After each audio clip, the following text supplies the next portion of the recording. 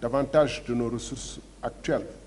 Il y a un processus qui passe par le budget ou qui passe par une programmation sur plusieurs années. Notre programmation actuelle, c'est le PSE. On peut discuter, être d'accord, ne pas être d'accord, mais comme le Sénégal s'est doté d'un gouvernement qui a pris l'option de proposer un plan pour l'émergence, c'est dans le cadre de ce plan-là que la plupart des ressources vont rejoindre les programmes, plans et priorités qui ont été identifiés, parmi lesquels le capital humain, qui, je le rappelle, se structure autour de 3 axes, dont le capital humain, la paix et la sécurité. Le premier étant la transformation structurelle de notre pays.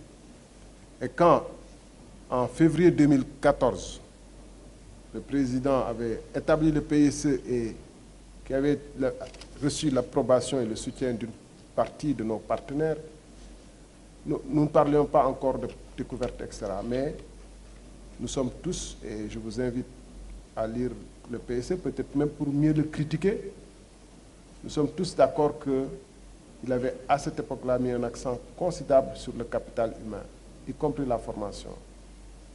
Et nous sommes, comme je l'ai dit dans ma première conclusion, dans mon introduction en concluant, nous sommes fondamentalement en tant que Sénégalais attachés au savoir. Ça, ce n'est pas un fait de l'école coloniale, il faut le rappeler. Nous avions des universités, j'allais dire, de type arabe, pour ne pas dire islamique, dans beaucoup. Et si les Sénégalais sont si attachés aux chefs religieux ou autres, c'est souvent par leur érudition et l'apport fécond qu'ils ont eu à réaliser dans le pays. Mais pour revenir à ce qui nous importe au jour d'aujourd'hui, je pense que nous sommes fondamentalement attachés aux connaissances, nous, Sénégalais.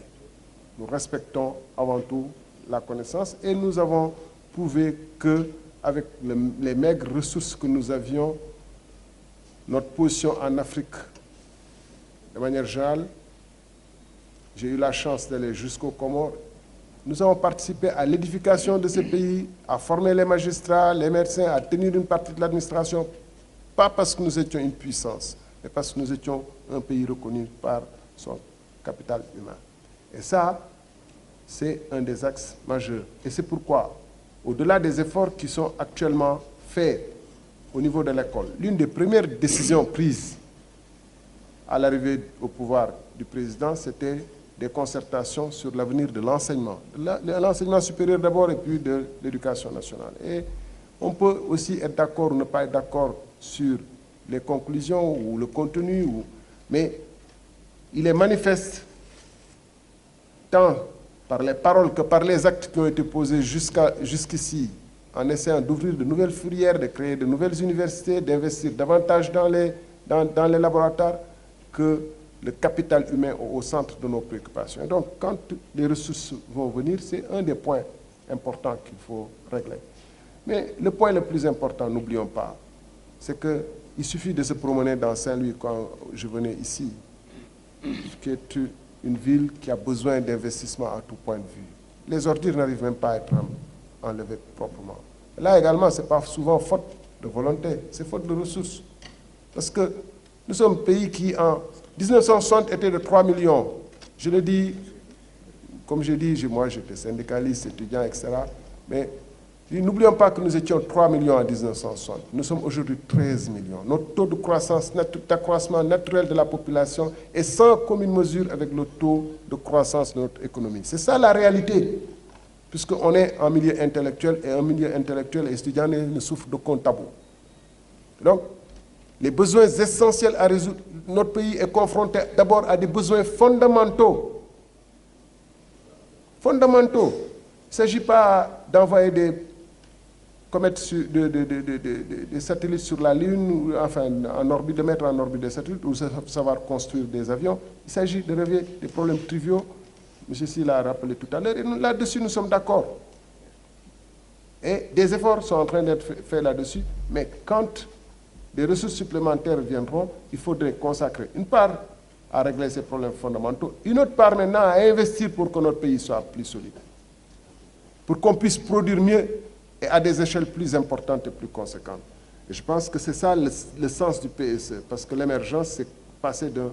Je ne voudrais pas donner l'impression de rester dans la politique politicienne, mais on pourrait s'attacher dessus, parce que c'est aussi un débat intellectuel. C'est pourquoi le président dit, quittons le débat politique et venons sur le débat intellectuel. Qu'est-ce qui ne va pas avec le PSE? Comment on peut redresser ce qui ne va pas? Pourquoi vous n'êtes pas d'accord? Sur quel aspect vous n'êtes pas d'accord? Et comment utiliser justement les ressources qu'on va avoir à créer l'émergence? Si vous n'êtes pas d'accord, proposez un autre schéma. Je pense que notre pays vaut ce débat. Et donc, c'est aussi le sens de ma présence ici. Je me réjouis naturellement. La part de la jeunesse, c'est une part essentielle. Je ne sais même pas comment répondre. Ce qu'on prépare maintenant. Quand on dit, moi j'étais de ceux qui étaient sceptiques quand on parlait de budget, comment... mais il suffit de prendre le budget du Sénégal et de voir ce que chaque ministère a effectivement reçu. Une part substantielle va vers la jeunesse. Au jour d'aujourd'hui, au moment où on vous parle, il suffit de prendre le budget qui n'est pas un secret, qui est aussi disponible sur le site du ministère des Finances, voté par l'Assemblée, etc. Une part substantielle va à la jeunesse. Et ce qu'on est en train de dire là, croyez-moi, l'Écossais dont j'ai visité l'université n'est pas plus nationaliste que moi. Ou n'est pas plus nationaliste, je ne fais pas l'injure de croire qu'il est plus nationaliste que monsieur le gouverneur ou que celui qui est en face de moi. Je désigne quelqu'un par hasard, hein. Excusez-moi, professeur, si ça tombe sur vous. Que le professeur qui est en face de moi, ou que, je n'aime pas désigner un professeur quand même comme ça, ou que l'étudiant là-bas qui est en face de moi, ou que Pape Ahmed Ndiaye. Je ne peux pas croire qu'ils sont plus nationalistes que nous. C'est parce qu'ils ont un peu des ressources qu'ils ont aussi tirées en pillant les autres ressources.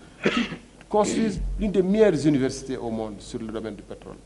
Et nous, nous rêvons que notre pays dispose d'une des meilleures universités dans ce domaine. Et nous allons aussi nous consacrer toutes nos... et ce sont ces débats-là qui valent la peine, à mon avis.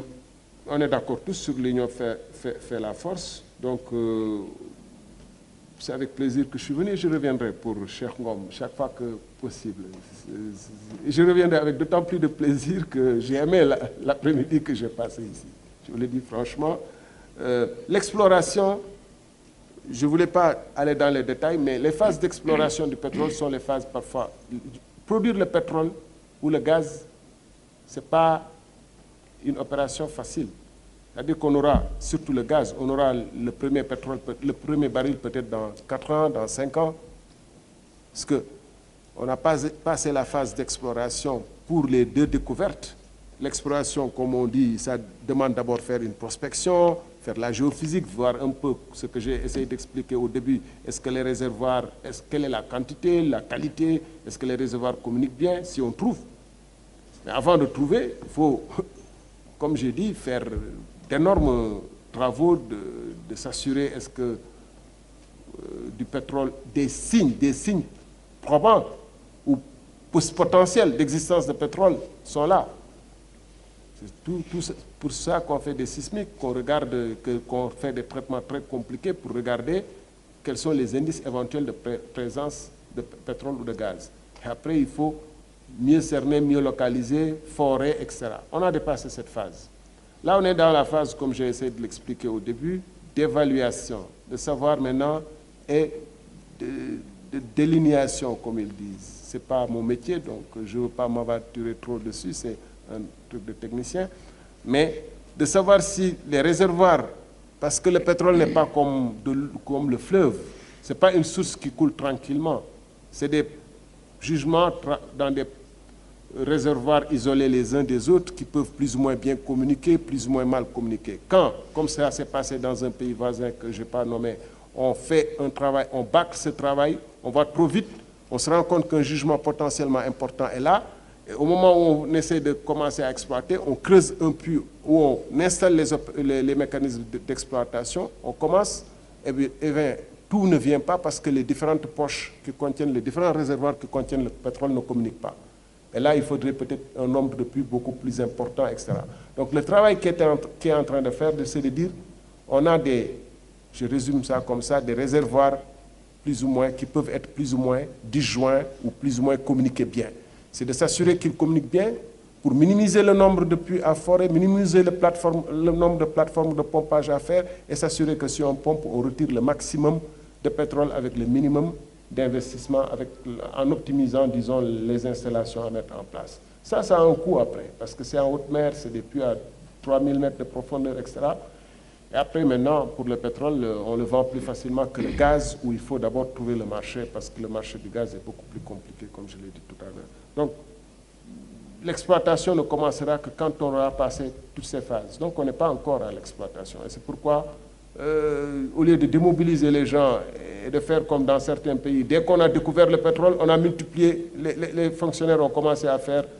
C'est là la difficulté aussi de la communication.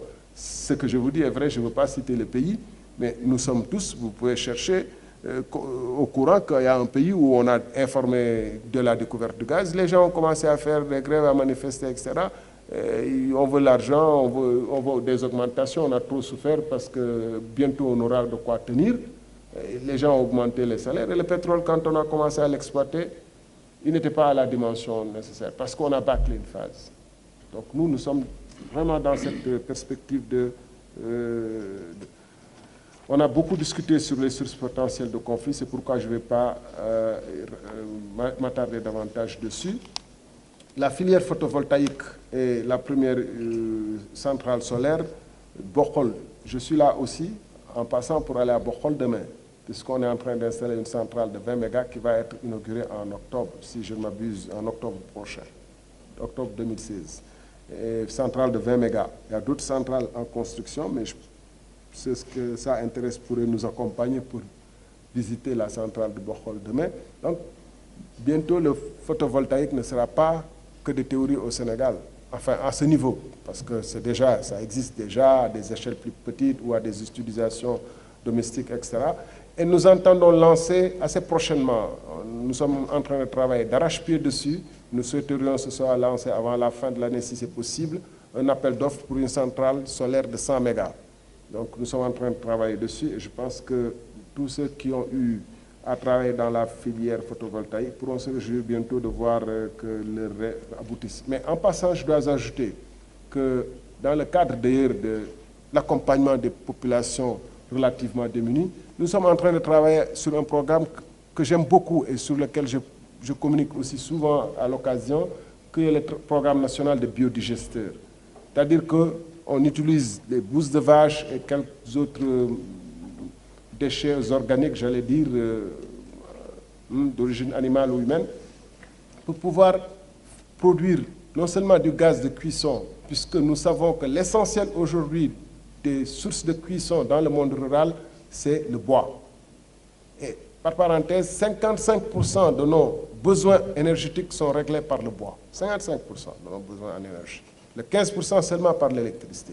Et le reste par l'essence, etc. Donc, si les hydrocarbures de manière générale, si on cumule l'ensemble de nos besoins en énergie, 55% c'est le bois. Ça veut dire que c'est notre forêt qui parle.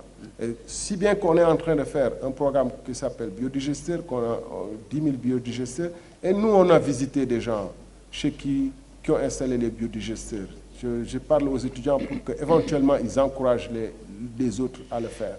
Ça ne coûte pas trop cher. Il suffit de construire des sortes de, j'allais dire, fosses septiques dans lesquelles qu'on alimente à partir des bousses de vache, etc.